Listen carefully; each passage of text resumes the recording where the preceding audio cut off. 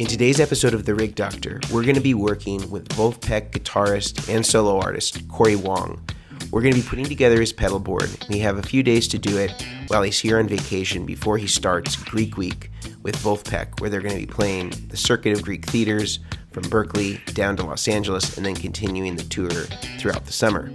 Cory's main goal is to revamp his pedal board so that it's more reliable, so that all the pedals stay on the board, and so he can reliably open up his suitcase, which is his travel case, and be able to have the pedal board work predictably, and that everything is in a nice, standardized fashion that is organized and toneful. So we're going to see if we can accomplish that for him today. Stay tuned.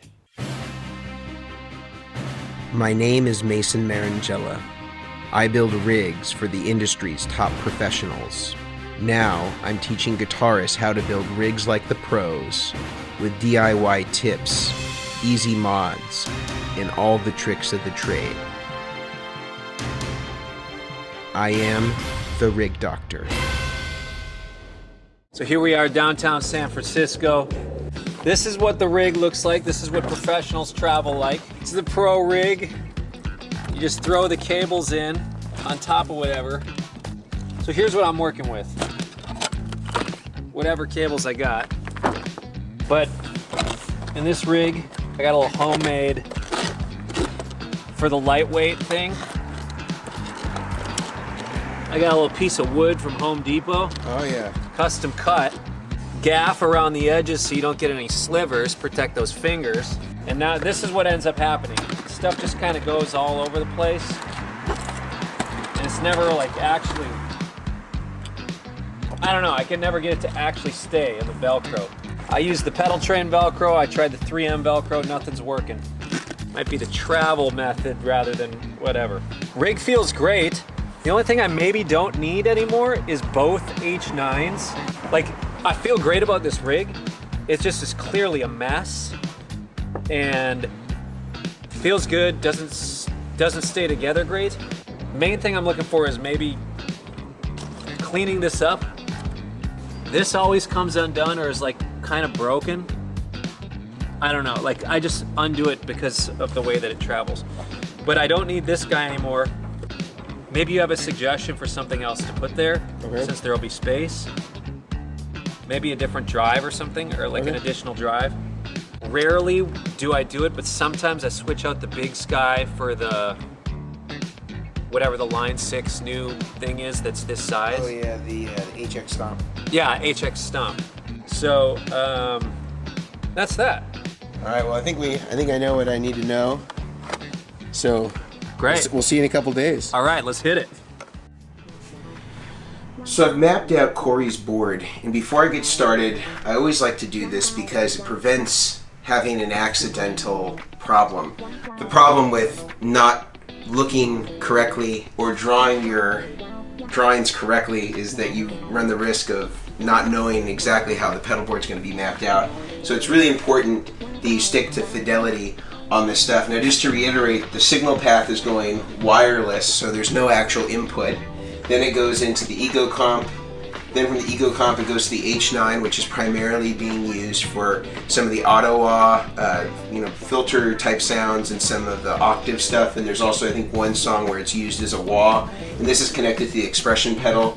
And it also has kind of that auxiliary foot switch that goes beneath the H9, so you can get some extra functionality out of that. From the H9 it goes to the Warhorn, Ultraphonics, Steel String, and then Steel String goes into the Big Sky, which runs stereo into the interface, so that there's a left and right there. So when Cory wants to run stereo, he has the ability to do that, kind of taking full advantage of the Big Sky or the HX Stomp, whatever he ends up using in that position. So this is going to be our map with which we're going to use to template the new rig as we're transferring everything over from the original rig to the new one. So we have stuff coming in from Get Off My Case. It's due this morning. We also have some stuff due from our good friends at Robert F. Chapman, aka Fix Pedalboards, providing all the lifts for this. So we're supposed to arrive around 10:30. It's around 9:30 now, so we're hoping the next hour we'll have that so that we can hit the ground running and get this rig done today. Again, today is Tuesday. We need to have this rig done by Thursday because the rehearsals for the Greek Week Vulfpeck shows begin on Friday. So let's see if we can do it. All right, the rig is here, the pedal board platform at least. It's nice and slick. Got some beautiful fiberglass Formica type countertop material. That's looking good. Let's open up these lifts.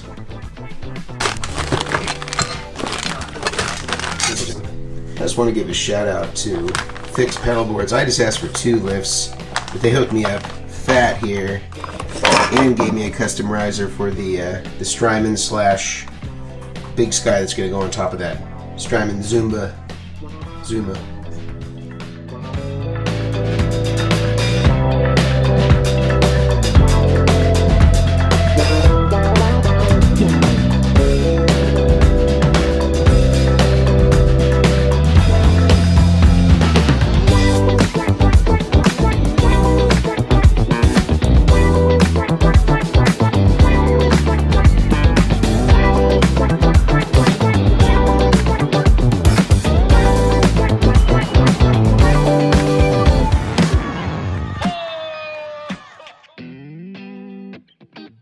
So we're making a little interface here for Cory.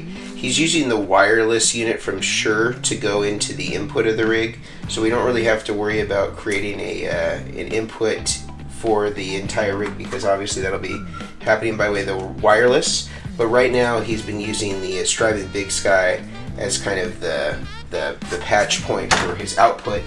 And the jacks have gotten a little bit brutalized on the Strymon, so I think that this is just a good idea to put this interface on here, just to kind of relieve some of the stress that's been on the timeline as kind of the output for the entire rig.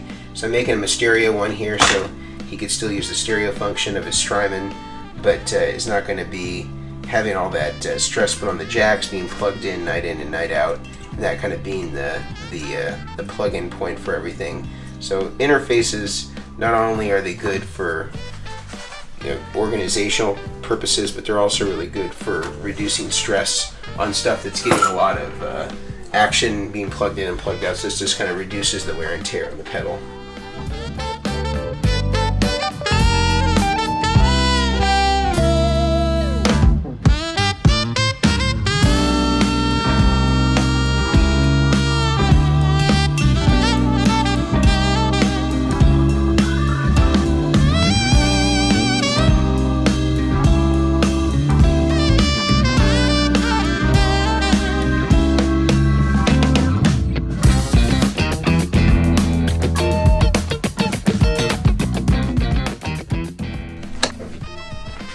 So we're finished with the layout of Cory's rig. We've dressed the power. We're now going to actually be soldering all the power cables into the Strymon Zumba, aka Zuma. And this is pretty hip because we're just going to be able to put the Big Sky right on top of the Zuma. It's going to be hidden. He's going to have access to everything that he needs. And we really have minimal cables to make here, so this should go together pretty fast. We'll see you after we're finished with power.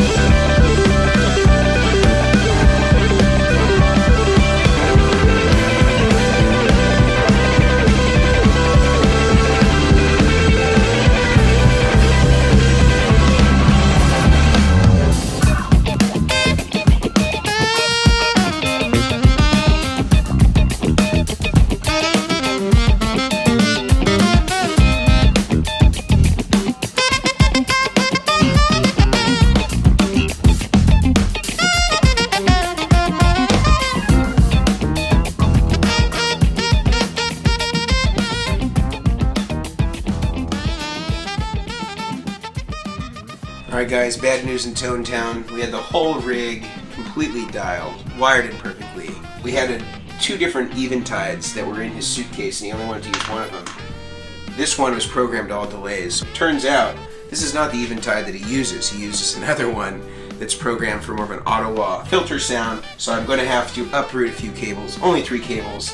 But we thought we were done, but now we're back to, I'm not going to say square one, let's say square 11. We're back to square 11. Gotta do a couple more things, but we're gonna make it work. We're gonna get this perfect for Cory because it's Cory.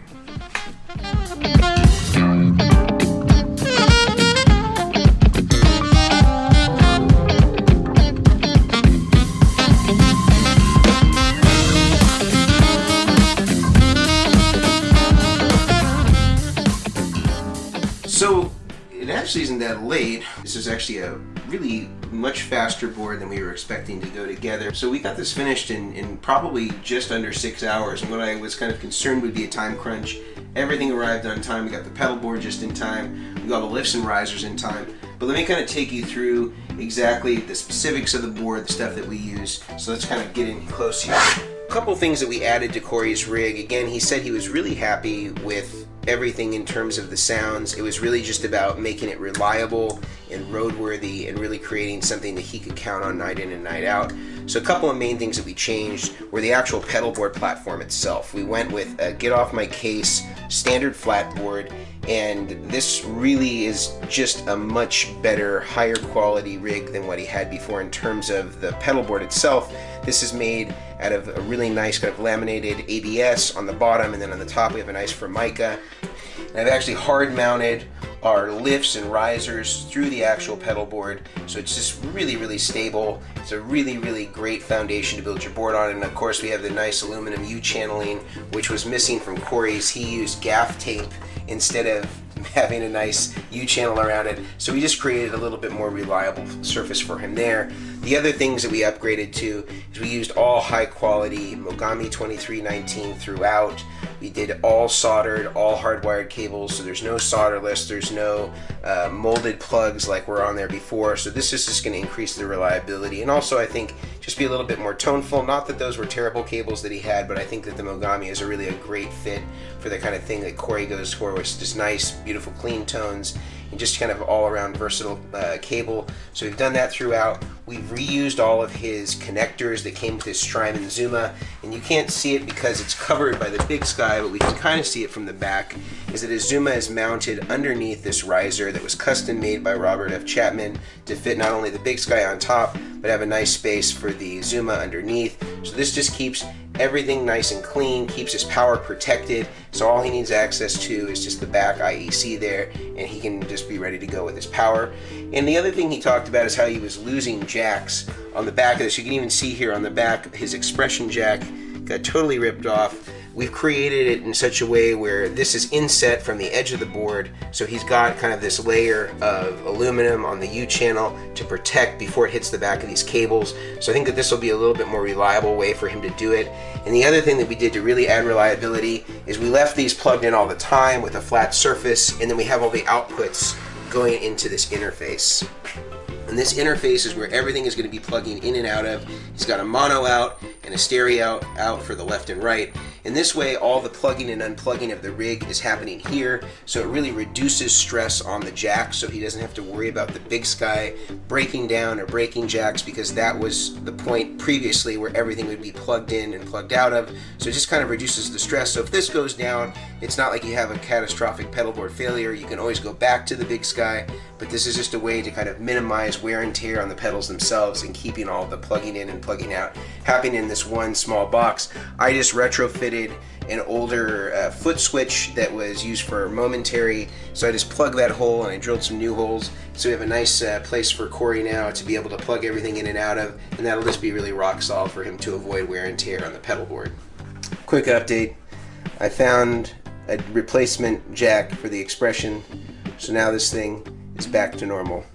All in all, I'm really happy with this. We were actually able to keep it the exact same size that he had before. We were able to add the ultraphonics, which was something that Cory had been asking about. So we've been able to add the ultraphonics, or he can swap in and out whatever extra drive pedal he may want on the rig. So that makes it really cool to have that extra addition. Also, of course, adding the interface, and we were able to keep it the same size, not add any more size to what he had. Of course, this can fit in Cory's travel suitcase, which he showed a little bit earlier, a very inconspicuous way to travel with your pedal board. But I think that this will just be a much more reliable situation for him, where he can plug this in and night out and not have to worry about stuff being all over his suitcase or pedals falling off the board. I think this is going to be really rock solid for him, so I can't wait for him to come and see this for the first time this afternoon. So let's see what happens. he is. Yeah. What's going on? How you doing, dude? The big reveal. The big reveal. The big reveal right here. You see the transformation. There she is. Woo! Woo! That looks clean. That looks clean. We're going pro. We're going pro. We're getting upgraded. We're getting called up to the big leagues now. Let's see what we got. This looks clean. This looks like what a professional's pedal board should look like. I've been pulling a fast one for years now, and now this is great. You got the power supply hidden. It looks clean. I can't see half the cables either. I have no idea how you did that. That's insane. Little stereo mono interface. That's huge. Now let's see if the pedals sound the same.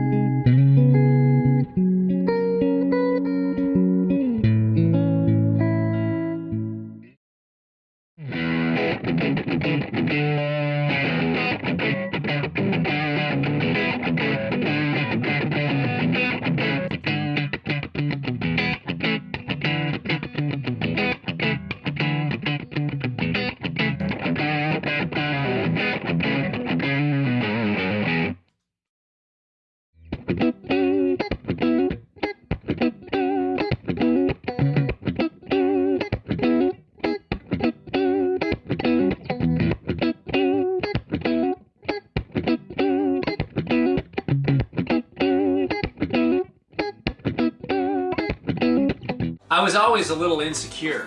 The cabling I did was pretty quick, throw together, cabling. This, like, I can look at it, it eases my mind a little bit.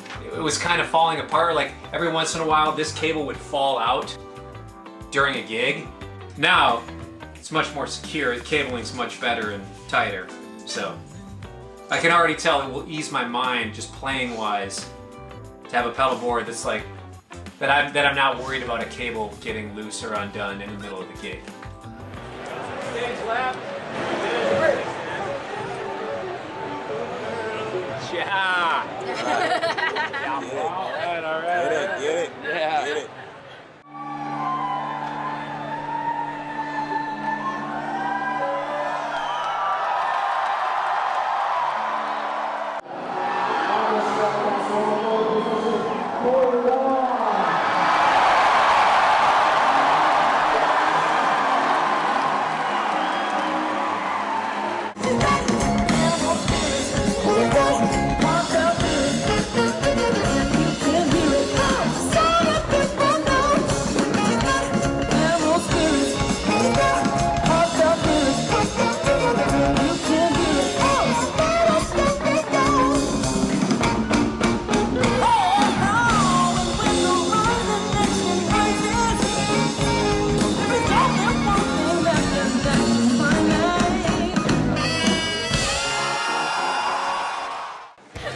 So how did you feel about the rig after official night one? Rig worked great. Everything was reliable. No cutouts. No having to sit down and move stuff back around. Came out of the suitcase nice and clean. I think we're set. I am finally professional. So that was a wrap for the Cory Wong pedal board. We were able to finish it in the nick of time right before Greek Week here. It worked day one. Rig Doctor got it worked out right away. Please make sure you follow us on Instagram, YouTube, all the places. Yes. And please make sure that you smash that like button. Smash that like button right now. Sign up to my Amazon affiliate links. You'll see them below. It gets me 10% on every sale. Thank you. There it is. I can't do it. We're gonna use that.